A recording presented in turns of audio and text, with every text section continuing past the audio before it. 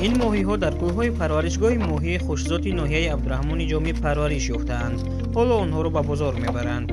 ماهی‌ها از 2 تا 4 کیلوگرم وزن دارند. پرورشگاه ماهی خوشزاد 20 کول را در اختیار دارد و 4 نمودی ماهی پرورش می‌کند.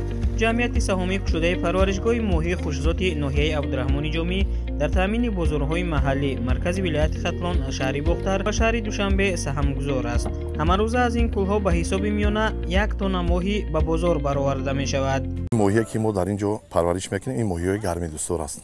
زغار ماهی، سازن، اموری سفید، پیشانی پهمی سفید.